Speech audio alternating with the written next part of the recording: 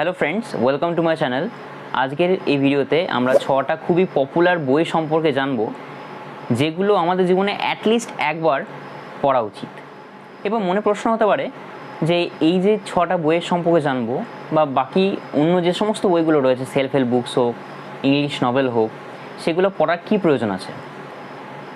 কয়টা রিজন আছে। তার মধ্যে একটা রিজন হলো যে ভালো থট প্রসেস বা ক্ল্যারিটি ইন থট, যেটা আমাদের খুবই প্রয়োজন। এটা আমি বলছি না যে এই বইগুলো পড়ার পরে তোমার আইকিউ লেভেল যা ছিল তা থেকে 10 গুণ হয়ে যাবে, কখনোই না। আগে তুমি যদি 10 লাইন মুখস্থ করতে, পরে 100 লাইন মুখস্থ করবে, এমনটাও নয়। বা আগে তুমি 5 ঘন্টা পড়তে, পরে 10 ঘন্টা পড়তে লাগবে। তো এইসব কিছুই না। আমাদের এই সমস্ত বই পড়ার পিছনে মেন কারণ হলো ক্ল্যারিটি ইন থট, এইটাকে বাড়ানো, থটসের ক্ল্যারিটিটাকে বাড়ানো, মানে চিন্তা ভাবনাটাকে আরও বেশি দৃঢ় করা।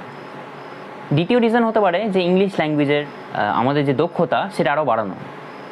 যতই বলি যে আমরা রিজনাল ল্যাঙ্গুয়েজে বিলং করি, আমরা বাঙালি, বাংলায় চর্চা করব, কিন্তু তবুও একটা লেভেলে পরে গিয়ে আমাদের ইংলিশটাকেই যেন একটা বেস হিসেবে মানতে হয়। তখন বাধ্য হতে হয় সেটাকে একসেপ্ট করে পরবর্তী কাজগুলোকে করা। তো সেটার জন্য আমাদের এই ইংলিশ নভেলগুলো পড়ার খুব প্রয়োজন আছে। আর 3 নম্বর রিজন যেটা হতে পারে, সেটা হচ্ছে নলেজের ইনক্রিমেন্ট। আরও বেশি নলেজ বাড়বে, কারণ যে সমস্ত বইয়ের কথাগুলো বলবো সেটা খুবই ওয়েল প্রোনাউন্সড অথার্সের লেখা, যারা প্রচুর বই লিখেছে। তার মধ্যে এই সমস্ত বইগুলো ওয়ার্ল্ড ওয়াইড খুব ফেমাস, এবং তার সাথে সাথে অন্যান্য যে সমস্ত নামি দামি মানুষরা সেটাকে সম্মান দিয়েছেন। এবার প্রথম বইটা যেটা আমি বলবো, সেটা আমি দেখেছি প্রায় সকল বিগিনাররাই এটা নিজের প্রথম চয়েস হিসেবে নেয়। আর এটা কোইন্সিডেন্স হতে পারে যে আমিও প্রথমে এই বইটা প্রথম ইংলিশ নভেল যদি বলা হয়, তাহলে এটাই আমি পড়েছিলাম, যেটা নাম হলো দ্য অ্যালকেমিস্ট, পাওলো কুয়েলোর লেখা।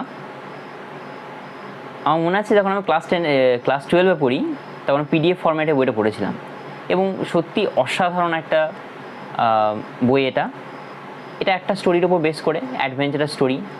একটা ছেলের নাম হচ্ছে স্যান্টিয়াগো। এই স্যান্টিয়াগো যে নামটা বললাম, সেটা যারা আগে বইটা পড়েছো বা একটু শুনেছো এই বইয়ের ব্যাপারে, বা গল্পটা একটু যদি শুনেছো, স্যান্টিয়াগো নামটা শুনলেই তার একটা নস্টালজিক ফিল আসার কথা। অ্যাডভেঞ্চারাস স্টোরি যেটা বলছি, সেটার প্রত্যেকটা পয়েন্টে একটা এঙ্গেজমেন্ট থাকবেই। যারা পড়ছে তাদের সঙ্গে এই বইটার একটা এঙ্গেজমেন্ট সবসময় থাকবে, এবং at the end of the book একটা স্ট্রং মেসেজ থাকবে। সেই মেসেজটা পাওয়ার জন্য বইটা পড়ার।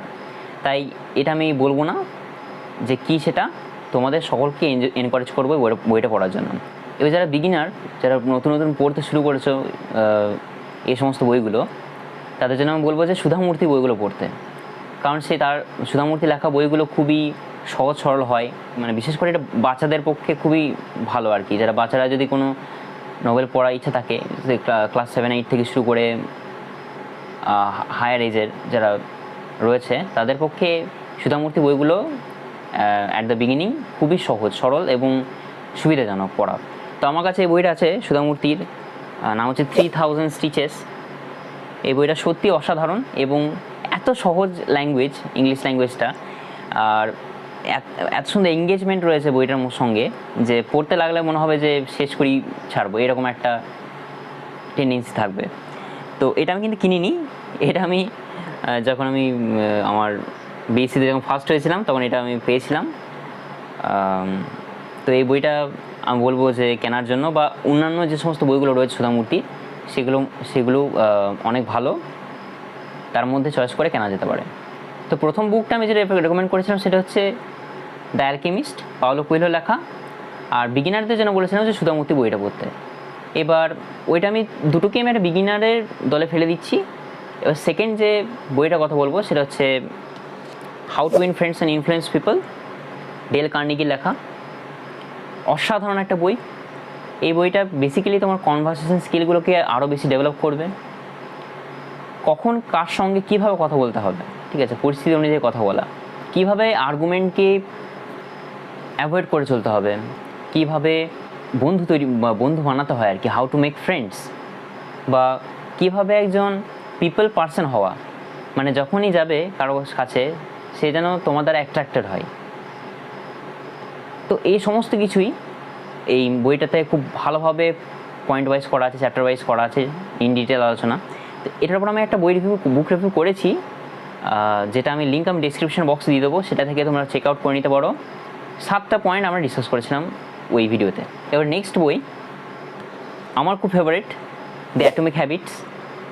এটা সত্যি কথা বলতে এর মতো আমি প্র্যাকটিক্যাল বই আমি কিছু দেখিনি, ঠিক আছে। আমি এমন বলছি না যে খুব বেশি বই পড়ে নিয়েছি, তার মধ্যে এটা খুব ভালো লেগেছে, তা নয়। আমি বেশি বই নিই, ওই 10-12টা যাই বই পড়েছি, তার মধ্যে এই বইটা আমার খুব ভালো লাগে, কারণ এটা খুবই প্র্যাকটিক্যাল বই, ঠিক আছে। যাই আলোচনা করেছে সমস্ত কিছু প্র্যাকটিক্যাল। তো এটার উপরে ডিটেল একটা বুক রিভিউ আসবে। আপাতত বলে রাখি এটার মেন থিম কী। এর মেন থিম হচ্ছে যে কীভাবে আমরা খারাপ হ্যাবিটটাকে ব্রেক করতে পারি এবং ভালো হ্যাবিটকে গ্রো করতে পারি, এটা হচ্ছে মেন থিম। আর খুব সুন্দরভাবে একটা স্ট্র্যাটেজি ওয়াইজ জিনিসটাকে এক্সপ্লেন করা আছে। অনেক চ্যাপ্টার্স আছে এর মধ্যে, আর প্রত্যেকটা পয়েন্টটাকে আবার ডিপলি টাচ করেছে, এটা আমার খুব ভালো লেগেছে এই জন্য। তো অবশ্যই আমি রেকমেন্ড করবো বইটা কেনার জন্য। অসাধারণ একটা পারচেস হবে। আর প্রত্যেকটা যে বইগুলো বলছি না, সবে 100-র কাছাকাছি দাম, মানে কখনও 100-র খুব কমে নেমে যায়, কখনও 100-র একটু বেশি হয়, 150 হয়ে যেতে পারে, 200 হয়ে যেতে পারে, ফ্লাকচুয়েট করে সময়ের সাথে সাথে দামগুলো। আর আমি যখনই বইগুলো কিনেছিলাম যখন পারচেস করেছিলাম তখন 100 থেকে একটু কমই দাম ছিল, তখন আমি পারচেস করেছিলাম। নেক্সট বই যেটা হচ্ছে সেটা নাম হল ইকিগাই। এটাও একটা অসাধারণ বই, যেটা লিখেছে হেক্টর গার্সিয়া আর ফ্রান্সিস মেরেলস নামক দুজন জার্মান অথার্স লিখেছে। জাপানের একটা ছোটো গ্রাম আছে ওকিনাওয়া বলে, যেখানে দেখা গেছে শতাধিক আয়ুর বেশি মানুষ ওখানে বসবাস করে। মানে শতাধিক আয়ুর বেশি মানুষ বসবাস করে কথাটি বলা হলো না, মানে ওখানে দেখা গেছে পৃথিবীর সবচেয়ে বেশি সংখ্যক শতাধিক আয়ুর মানুষ বসবাস করে, মানে 100 বছরের বেশি বয়সের মানুষ বসবাস করে থাকে। আর ওখানে একটা মজার ব্যাপার যে যত সময় যায় আমাদের বেসিক্যালি কী হয় যে যত বয়স যায় তত আমাদের এনার্জিটা কমে এবং একটা সময় পর আমরা বয়স হলে কাজ করতে পারি না। কিন্তু ওখানে দেখা গেছে একজন 30 বছরের ব্যক্তি যে এনার্জি নিয়ে কাজ করছে, একজন 90 বছরের বৃদ্ধও সে একই রকম এনার্জি নিয়ে কাজ করছে। তো এদের যে লাইফস্টাইল সেটা কি, বা এরা কীভাবে এদের দৈনন্দিন জীবনটাকে যাপন করে, এই সমস্ত কিছুই অ্যাজ আ সিক্রেট এরা ইকিগাই বলে থাকে। তো সমস্ত কিছু এই লাইফস্টাইল সম্পর্কে বা ইকিগাই সম্পর্কে এখানে খুব ভালোভাবে এক্সপ্লেন করা আছে বইটাই। আমি বলবো, রেকমেন্ড করবো পড়ার জন্য। এখানে কয়েকটা ইন্টারেস্টিং ব্যাপার আছে, যেটা আমি যখন বুক রিভিউ করবো এটার, তখন আমি অবশ্যই আলোচনা করব যে আমাদের যে এনশিয়েন্ট ইন্ডিয়ার যে সমস্ত টেকনিকগুলো, যে সমস্ত আমরা ইয়োগিক পোস্টার্সগুলো আমরা ইউজ করি বা জানি, সেগুলো এরা রোজ ইউজ করে। যেমন একটা আমি বলছি সূর্য নমস্কার। সূর্য নমস্কারটা আমরা যদি কেউ করতে যাই তাহলে বলি এবং যদি বলি এর খুব বেনিফিটস আছে, কিন্তু কেউ করবে না, ঠিক আছে। কিন্তু যখনই বলবো যে ইকিগাই বইয়ে ওই সূর্য নমস্কারেরই প্রচুর মেনশন রয়েছে এবং ওরা রেগুলার হয়ে সূর্য নমস্কার করে থাকে, তখন হয়তো কেউ ইন্সপায়ার্ড হয়ে করতে পারবে। এইটাই হচ্ছে স্যাড রিয়েলিটি। যাই হোক, আরও অনেক কিছু ব্যাপার আছে বইটা সম্পর্কে, পরে রিভিউ করবো তখন বলবো। এরপরে বইটা হলো the power of your subconscious mind, Joseph মার্ফির লেখা। আমাদের মাইন্ডটাকে জেনারেলি জোসেফ মার্ফি দুরকম ভাগ করেছেন। একটা হলো কনসিয়াস মাইন্ড, যেটা বলা হয় অবজেক্টিভ মাইন্ড, আর এটা হচ্ছে সাবকনসিয়াস মাইন্ড বা সাবজেক্টিভ মাইন্ড, বা এইভাবে বলা যেতে পারে একটা হচ্ছে র্যাশনাল মাইন্ড আর হচ্ছে ইরেশনাল মাইন্ড। মানে যেটা কনসিয়াস মাইন্ড হচ্ছে র্যাশনাল মাইন্ড, আর যেটা সাবকনসিয়াস মাইন্ড হচ্ছে ইরেশনাল মাইন্ড। এবার এই ইরেশনাল মাইন্ড বা সাবকনসিয়াস মাইন্ডটাকে আমরা খুব লাইটলি নিই, ভাবি যে এটার কী হতে পারে, কনসিয়াস মাইন্ডটাই আমাদের সবচেয়ে সব কিছু। কিন্তু এই যে সাবকনসিয়াস মাইন্ডে রয়েছে সেটা কতটা স্ট্রং এবং এর রুটসটা কতটা, সেটা সম্পর্কে খুব ভালোভাবে আলোচনা করা হয়েছে। আর মাইন্ড কীভাবে কাজ করে, আমরা কীভাবে আমাদের মাইন্ডটাকে ইফেক্টিভলি কন্ট্রোল করব, সমস্ত কিছু কিন্তু এই বইটাই বলা আছে। আমি পুরোটা পড়িনি যদিও এখনও, পুরোটা পড়া হওয়ার পরে তখন ভাববো বুক রিভিউ করার। তো আপাতত এই বইটা কেনার কথা তোমরা ভাবতে পারো। এবার এই যে বইগুলো রেকমেন্ড করছি, সবার হয়তো বই কিনে পড়ার সময় হয়ে উঠবে না। তবু আমি সবাইকে রিকোয়েস্ট করবো যে অ্যাটলিস্ট 15 মিনিট টাইম বের করে নিয়ে দিনে এই বইগুলো পড়ার চেষ্টা করো, কারণ এইগুলো দরকার আছে। আর 15 মিনিট টাইমটা খুব একটা বেশি নয়। সোশ্যাল মিডিয়াতে যে সমস্ত টাইম আমরা ওয়েস্ট করি, যতটা টাইম ওয়েস্ট করি তার থেকে এটা নগণ্য 15 মিনিট টাইমটা। আর যদি মনে হয় যে কারোর যে টাইম পাওয়া যাচ্ছে না বা বই পড়তে ভালো লাগছে না, এই বইগুলো পড়তে ভালো লাগছে না, তখন তারা অডিও বুকের দিকে যেতে পারো। অডিও বুক যেমন গত বছর কুকু এফএমের একটা ইয়ারলি প্যাক পারচেস করেছিলাম, 400 টাকার ছিল ইয়ারলি, যেটা আমি 50% অফ পেয়ে 200 টাকা পেয়েছিলাম। এবার তোমরা যদি কুকু এফএমে যদি কিনতে চাও, কুকু এফএম এখন ইন্ডিয়ার most best audio book platform. Play স্টোরে অ্যাপ্লিকেশনটা পেয়ে যাবে, সেটা ডাউনলোড করে যদি তুমি পারচেস করতে চাও 1 বছরের জন্য, প্রচুর বইয়ের এখানে অডিও বুক করা আছে, তাহলে আমার কুপন কোডটা ইউজ করতে পারো। আমার কুপন কোডটা ইউজ করলে তোমরা 60% অফ পাবে। এটা আমার একটা আশ্চর্য লাগলো যে বাকি সমস্ত ক্ষেত্রে সব 50% অফ পাচ্ছে, 400 টাকায় 200 পাচ্ছে, 400 টাকাটা 200 টাকায় পাচ্ছে, কিন্তু এক্ষেত্রে তোমরা 60% অফ পাবে, 60% ছাড় পাবে। তো এই কুপন কোডটা ইউজ করতে পারো তোমরা কুকু এফএমে।